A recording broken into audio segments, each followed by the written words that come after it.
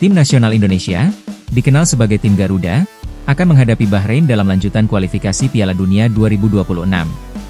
Pertandingan ini dijadwalkan berlangsung pada Selasa, 25 Maret 2025, pukul 20.45 WIB di Stadion Utama Gelora Bung Karno, SUGBK, Jakarta. Ikuti terus perkembangan berita bola terbaru, baik dari dalam dan luar negeri, hanya di channel Gol Berita Dalam Bola. Guys, jangan lupa like, komen dan subscribe, agar kalian Sobat Garuda tidak ketinggalan berita seputar tim Garuda dan sepak bola dunia. Tim nasional Indonesia, dikenal sebagai Tim Garuda, akan menghadapi Bahrain dalam lanjutan kualifikasi Piala Dunia 2026. Pertandingan ini dijadwalkan berlangsung pada Selasa, 25 Maret 2025, pukul 20.45 WIB di Stadion Utama Gelora Bung Karno, SUGBK, Jakarta. Saat ini, Indonesia berada di posisi keempat grup C dengan 6 poin, sementara Bahrain menempati posisi kelima dengan poin yang sama. Kedua tim berusaha keras untuk memperbaiki posisi mereka demi menjaga peluang lolos ke putaran selanjutnya. Pelatih Indonesia, Patrick Kluivert, menekankan pentingnya pertandingan ini setelah kekalahan 1-5 dari Australia. Ia menekankan perlunya respons positif dan persiapan matang untuk laga krusial melawan Bahrain. Pertandingan ini juga menjadi kesempatan bagi Indonesia untuk menghapus memori kelam kekalahan 0-10 dari Bahrain pada kualifikasi Piala Dunia 2014. Dengan semangat baru dan dukungan penuh dari supporter di SUGBK, tim Garuda bertekad meraih hasil positif dan menjaga asa lolos ke Piala Dunia 2026. Berikut starting 11 prediksi Mimin dengan formasi 3-5-2. Posisi penjaga gawang atau goalkeeper masih dipercayakan kepada Martin Paes. Martin Paes dikenal memiliki refleks yang sangat baik dalam menghalau tembakan jarak dekat. Kualitas ini sangat penting mengingat Bahrain memiliki beberapa pemain dengan tendangan jarak jauh dan sundulan tajam. Bermain di Major League Soccer, MLS, bersama FC Dallas, Martin Paes telah menghadapi penyerang-penyerang berkualitas dari berbagai negara. Pengalaman ini membuatnya lebih siap dalam membaca pola serangan lawan. Dengan tinggi badan sekitar 191 cm, Martin Paes memiliki keunggulan dalam duel udara, yang bisa menjadi keuntungan saat mengantisipasi umpan silang dan bola mati dari Bahrain. Dengan kombinasi keunggulan tersebut, Martin Paes berpotensi menjadi faktor kunci dalam menjaga gawang Indonesia tetap aman dari serangan Bahrain.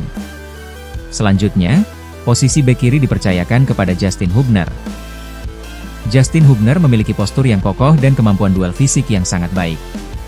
Ini akan membantunya menghadapi pemain Bahrain yang mengandalkan kekuatan tubuh dalam perebutan bola. Justin Hubner memiliki disiplin bertahan yang kuat. Dia cerdas dalam membaca permainan dan tahu kapan harus menutup pergerakan lawan atau melakukan intercept. Justin Hubner tidak hanya bertahan dengan baik, tetapi juga bisa menjadi opsi dalam membangun serangan. Umpan-umpannya cukup akurat, baik untuk membangun serangan dari belakang maupun mengalirkan bola ke lini tengah. Selanjutnya, posisi bek tengah atau center back dipercayakan kepada Bang Jai atau Jai Itzes. Sebagai pemain yang sudah berpengalaman di Eropa, Jai Itzes punya jiwa kepemimpinan yang kuat. Dia mampu mengatur lini pertahanan dan memberikan instruksi yang jelas kepada rekan-rekannya, terutama dalam menghadapi tekanan dari Bahrain. Jai Itzes bukan tipe bek yang ceroboh. Dia tenang dalam membaca permainan dan jarang melakukan kesalahan fatal, sehingga bisa menjadi pilar utama di jantung pertahanan Indonesia. Dengan tinggi sekitar 1,90 meter, Jai Itzes sangat dominan dalam duel udara. Ini akan sangat berguna untuk menghalau umpan silang atau bola mati Bahrain, serta menjadi ancaman dalam situasi set piece saat menyerang. Jai Itzes punya insting bertahan yang bagus, seringkali mampu melakukan intercept sebelum bola mencapai lawan. Dia juga tidak ragu untuk melakukan blok terhadap tembakan lawan, yang bisa menjadi penyelamat bagi tim Garuda.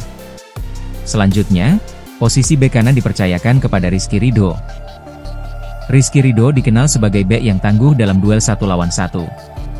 Fisiknya yang solid memungkinkan dia untuk berduel dengan penyerang Bahrain yang mengandalkan kekuatan tubuh dan kecepatan. Sebagai pemain yang sudah berpengalaman di level internasional, Rizky Ridho memiliki disiplin bertahan yang baik. Dia tahu kapan harus naik membantu serangan dan kapan harus tetap berada di posisinya untuk menjaga keseimbangan tim. Rizky Ridho memiliki kemampuan passing yang cukup baik untuk mengalirkan bola dari belakang ke lini tengah. Ini penting untuk membangun serangan dan menjaga penguasaan bola saat menghadapi tekanan dari Bahrain. Meski berposisi sebagai bek kanan, Rizky Ridho memiliki postur yang cukup tinggi, sekitar 1,83 meter, membuatnya bisa diandalkan dalam duel udara untuk mengantisipasi umpan silang atau bola mati dari Bahrain. Selanjutnya, posisi wingback kiri dipercayakan kepada Kelvin Verdonk.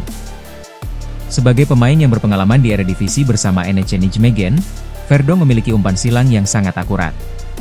Ini bisa menjadi senjata mematikan untuk menciptakan peluang bagi penyerang Indonesia saat melawan Bahrain. Sebagai wingback, Verdonk memiliki mobilitas tinggi dan mampu naik turun sepanjang pertandingan.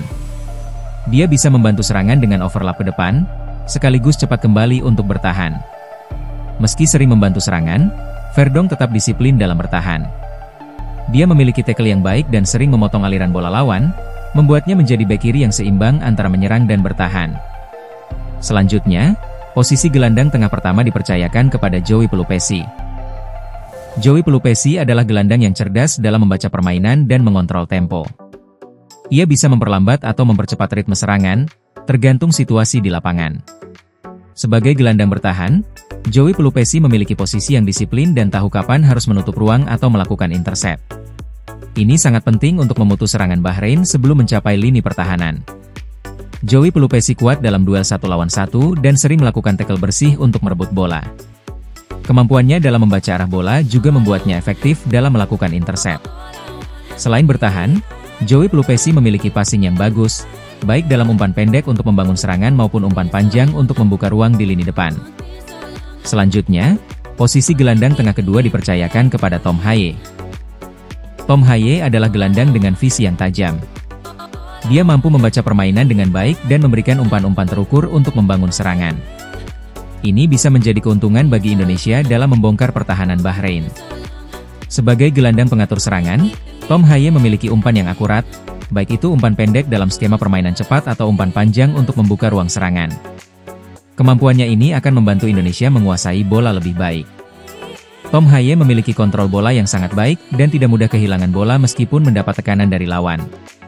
Ia bisa tetap tenang dan mencari solusi untuk mempertahankan penguasaan bola di lini tengah.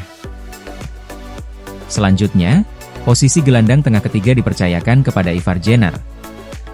Jenner adalah tipe gelandang yang aktif di dua sisi lapangan. Ia mampu membantu pertahanan sekaligus cepat naik untuk mendukung serangan, menjadikannya pemain yang sangat dinamis di lini tengah. Dengan kata lain, Ivar Jenner merupakan gelandang box-to-box midfielder dengan daya jelajah tinggi. Jenner memiliki umpan yang akurat, baik dalam situasi tekanan maupun saat membangun serangan.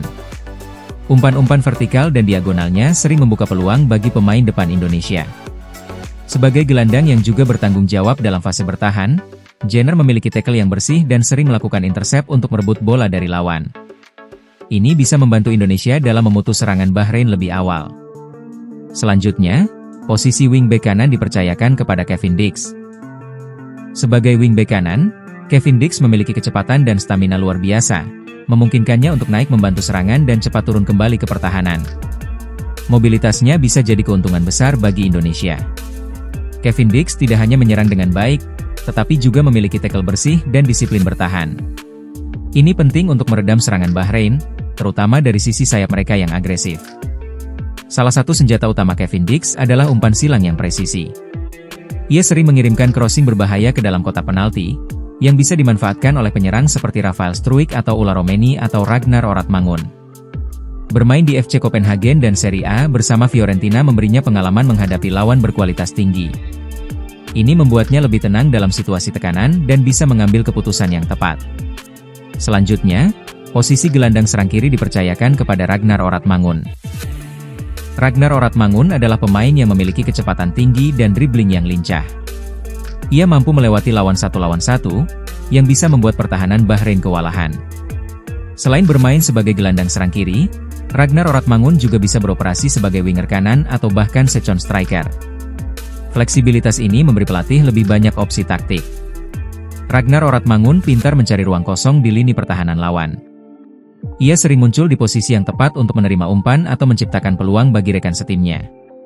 Sebagai gelandang serang, Ragnar Oratmangun memiliki umpan yang presisi dan bisa mengirimkan crossing akurat ke dalam kotak penalti. Ini bisa membantu striker timnas mendapatkan peluang emas. Selanjutnya, posisi striker dipercayakan kepada Ola Romeni. Sebagai seorang striker, Ola Romeni memiliki kemampuan penyelesaian akhir yang tajam. Dia bisa mencetak gol dengan berbagai cara, baik melalui tembakan jarak dekat, sundulan, maupun tendangan jarak jauh. Ole Romeni pintar mencari ruang kosong di kotak penalti. Dia tahu kapan harus bergerak untuk menerima umpan dan selalu berada di posisi yang tepat untuk mencetak gol. Meskipun berposisi sebagai striker, Ole Romeni juga memiliki kecepatan dan dribbling yang baik. Ia bisa menggiring bola untuk melewati bek lawan sebelum melepaskan tembakan ke gawang. Selain mencetak gol, Ole Romeni juga bisa menahan bola di lini depan dan melakukan kombinasi dengan gelandang serang seperti Ivar Jenner atau Ragnar Oratmangoen untuk menciptakan peluang. Demikian prediksi The Dream Team and the Winning Team dari Mimin. Semoga kali ini Garuda mampu mendapatkan hasil maksimal alias kemenangan dalam laga hidup mati melawan Bahrain di Stadion Utama Gelora Bung Karno, Jakarta. Karena dengan kemenangan Garuda masih menjaga asa untuk lolos ke Piala Dunia melalui jalur peringkat ketiga atau keempat. Namun jika sampai mengalami kekalahan dari Bahrain maka pupus sudah mimpi 280 juta penduduk Indonesia untuk menonton tim Garuda tampil di Piala Dunia 2026. Guys, jangan lupa like, komen, dan subscribe. Terima kasih.